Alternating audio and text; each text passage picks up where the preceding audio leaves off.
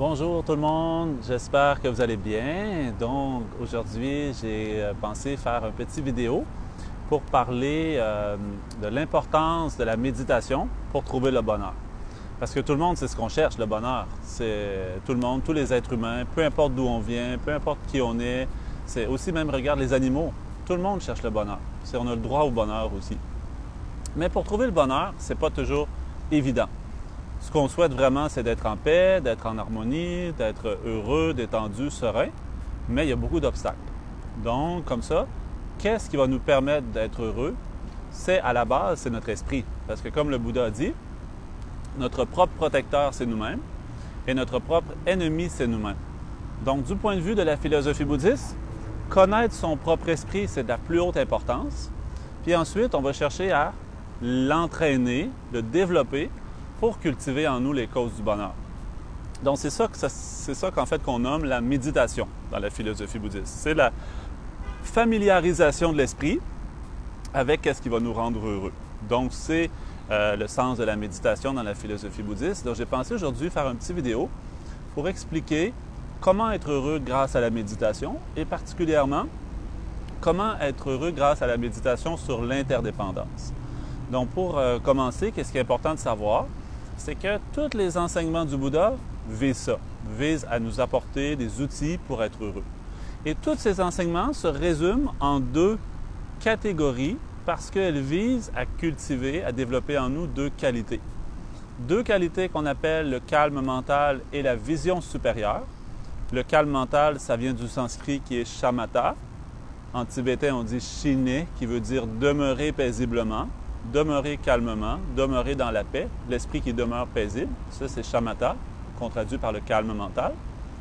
Et l'autre qualité qu'on cherche à développer, c'est la vision supérieure, qui est la traduction de vipassana en langue sanskrite et laktong en langue tibétaine. Donc le vipassana, en fait, c'est développer une sagesse intérieure. Donc comment on va faire pour développer ces deux qualités-là?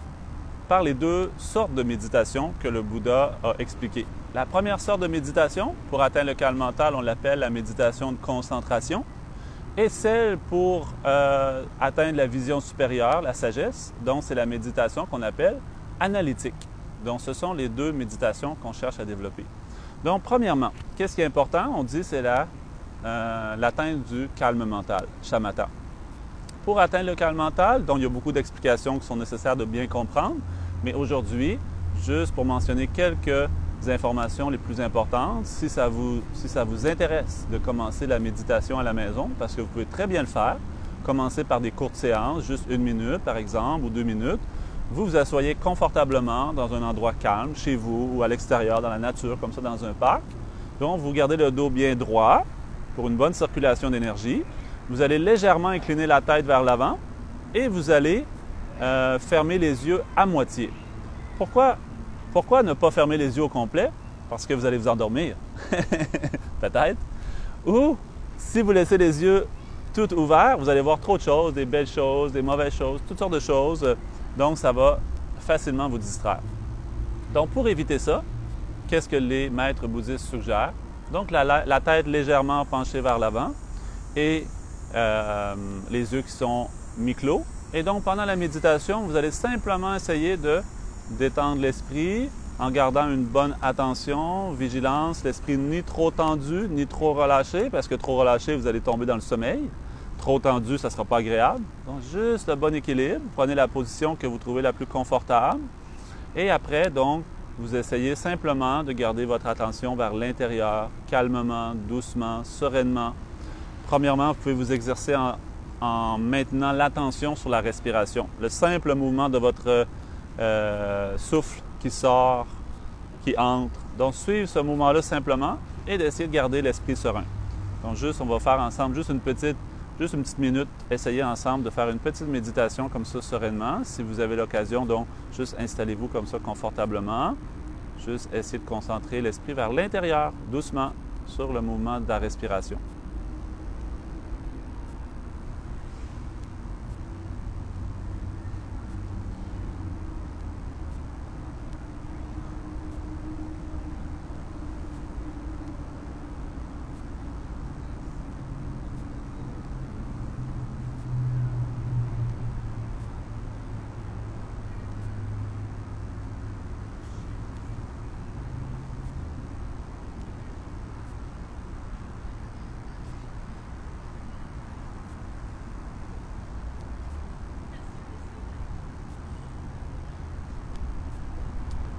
Voilà, c'est bon. Donc, vous pourrez essayer comme ça chez vous, à la maison ou à l'extérieur. Pendant qu'il fait une belle température, vous pouvez vous exercer comme ça. Donc, premièrement, calmer l'esprit. Et la deuxième méditation, qu'on appelle la méditation analytique, qui est là pour développer la vision supérieure, la sagesse. Donc, souvent, les gens pensent que la méditation, ça veut dire simplement ça, fermer les yeux, s'asseoir, croiser les jambes, faire le vide, penser à rien. Mais du point de vue bouddhiste, ce n'est pas le cas. Parce qu'il y a deux sortes de méditation, comme j'ai expliqué. Donc, la deuxième, c'est la méditation analytique pour développer le vipassana, la vision supérieure. Donc, la technique de méditation de vipassana, c'est vraiment une méditation analytique. Donc, il faut raisonner. Donc, pour raisonner avant, il faut avoir bien sûr un peu réfléchi. Pour avoir réfléchi, il faut avoir un peu écouté les enseignements. C'est pour ça que dans l'enseignement bouddhiste, on dit les étapes d'évolution sont l'apprentissage, comme l'écoute d'enseignement, la lecture, etc. Ensuite, la réflexion sur les propos du Bouddha, parce que le Bouddha n'a pas dit de suivre ses enseignements à la lettre sans vérifier. Au contraire, il a dit « Vous ne devez pas me croire simplement à cause de ma renommée, mais parce que vous avez vérifié mes paroles. » De la même façon que quand vous achetez de l'or, vous le coupez, le frottez, le faisiez fondre pour être sûr que c'est de la bonne qualité de l'or.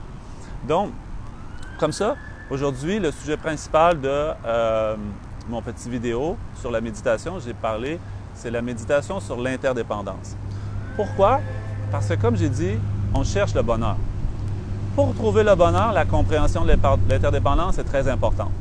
Par exemple, dans notre monde présentement, c'est évident que notre bonheur est relié et affecté positivement, négativement par nos interdépendances avec les autres.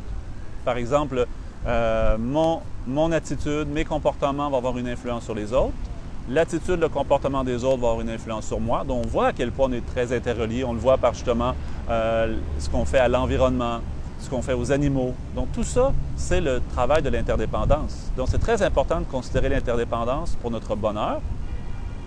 Et donc, ici, quand on parle de l'interdépendance, il y a plusieurs niveaux à l'interdépendance. Mais, comment la méditation sur l'interdépendance, ici, on peut la faire? Donc, ce qui est important de comprendre, c'est que quand on va méditer analytiquement, c'est l'esprit qui médite. Du point de vue bouddhiste, l'esprit, c'est ce qui connaît la nature des choses, mais il y a aussi avec l'esprit toute une catégorie, toute une gamme de facteurs mentaux ou de fonctions d'esprit qui travaillent en même temps avec l'esprit. Donc, il y en a comme en tout, on parle de 51 facteurs mentaux généraux possibles. Un de ces facteurs mentaux, on l'appelle le discernement ou la discrimination. Donc, le discernement, s'il est accompagné d'ignorance ou de mauvaise compréhension des choses, ce que le discernement va faire, c'est qu'il va identifier mal les choses. Par exemple, qu'est-ce qui fait qu'on n'est pas heureux en général dans notre société? Justement, on a parlé de l'interdépendance entre nous et les autres. C'est justement les guerres et les conflits. Que ce soit une guerre au niveau mondial ou que ce soit juste un conflit au travail, un conflit entre voisins ou un conflit même à la maison. Donc, c'est ça qui nous rend malheureux. Donc, pour être heureux, ça demande vraiment l'harmonie. Dans notre monde, on ne peut pas vivre heureux. Nous-mêmes, on ne peut pas vivre heureux sans l'harmonie. Donc, l'harmonie est très importante. Et pour arriver à l'harmonie, la compréhension de l'interdépendance est très importante. Donc, comme je disais, avec le discernement, qu'est-ce qu'on va faire? C'est qu'on va juger mal les choses. Dans la philosophie bouddhiste, on dit que tout ce qui existe est interdépendant. Donc, je suis interdépendant, vous êtes interdépendant, tout ce qui existe est interdépendant. Mais la façon que les choses nous apparaissent à cause du pouvoir de l'ignorance, qui est un autre facteur mental, qui est comme un voile sur l'esprit, il nous fait croire que les choses existent de leur propre pouvoir, de façon autonome et indépendante, donc à l'opposé de l'interdépendance. Donc, quand j'observe ma propre personne, il y a l'air d'avoir un moi qui est séparé du toi. L'autre et le moi semblent deux choses vraiment séparées. Le moi semble exister de son propre pouvoir et l'autre aussi semble exister de son propre pouvoir. Donc, sous l'effet de cette ignorance, de cette fausse croyance, ce qu'on va faire, c'est qu'on va s'attacher à mon côté. Je vais m'attacher à mon côté, m'attacher à mes croyances, m'attacher à ce que j'aime et je vais avoir de l'aversion pour le contraire. Et donc, c'est ça qui va créer un fossé entre les gens, cette fausse croyance avec ce discernement faux qui sépare justement les choses comme s'ils n'étaient pas interdépendants, comme s'ils existaient de leur propre pouvoir chacun de leur côté. Et c'est ça qui va créer le fossé entre nous et les autres, puis qui va créer tranquillement les conflits. Parce que tu n'as pas la même idée que moi, donc tu es différent. Donc moi j'ai raison, toi tu as tort. Puis là, on crée un fossé. Puis à force que l'autre personne nous dit ses idées, puis il nous montre des différentes façons de croire et de voir les choses, Donc, je renforce mon point de vue qui est opposé. Moi, j'ai raison et toi, tu as tort.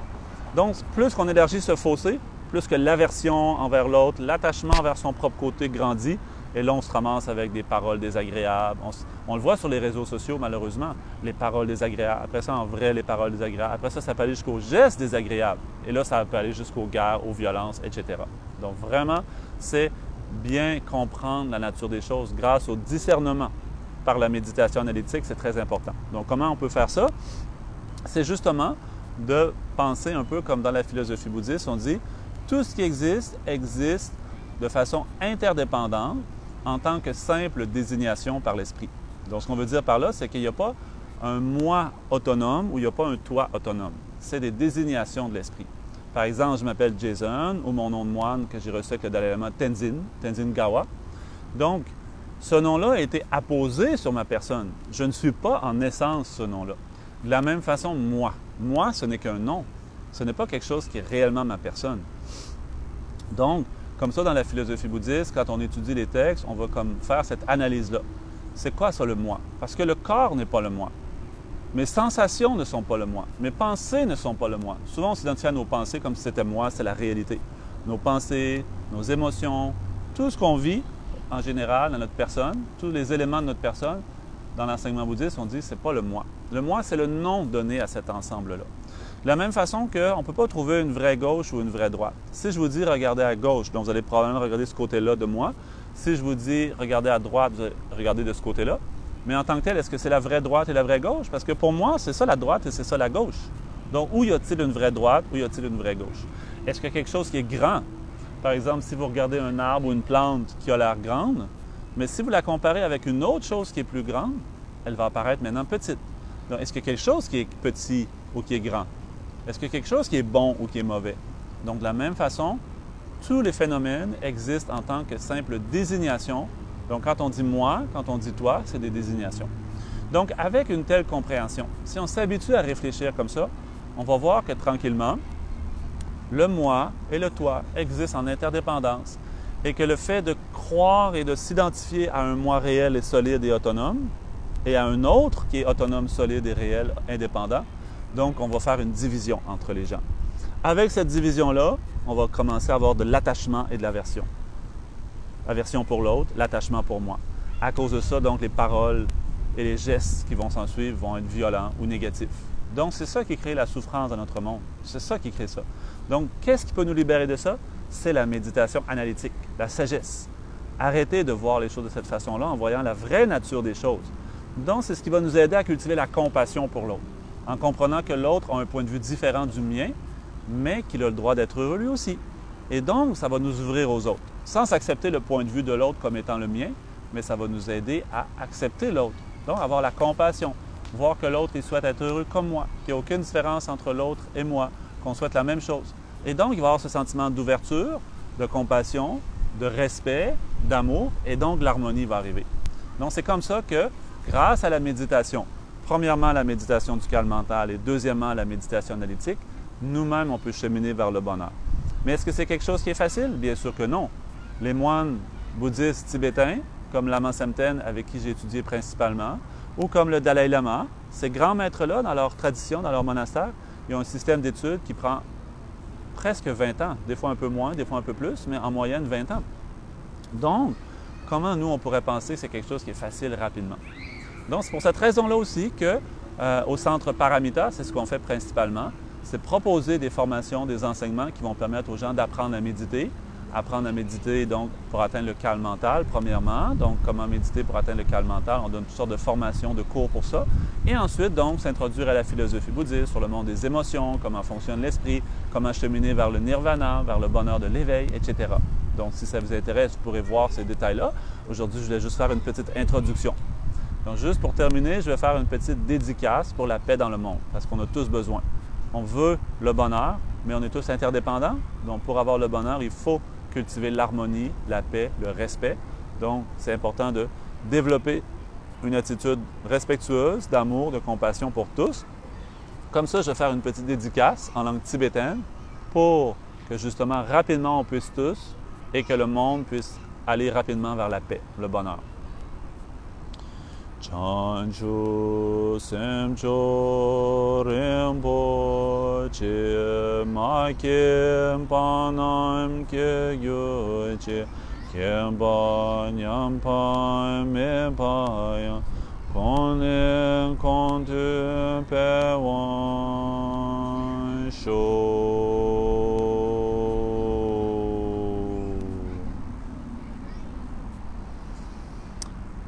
Merci tout le monde, à la prochaine. J'espère que vous prenez soin de votre santé, de votre bien-être aussi, c'est important. Le bonheur, c'est important avec vos proches. Donc, essayez de un peu comme cheminer vers plus de bonheur. Merci, à bientôt.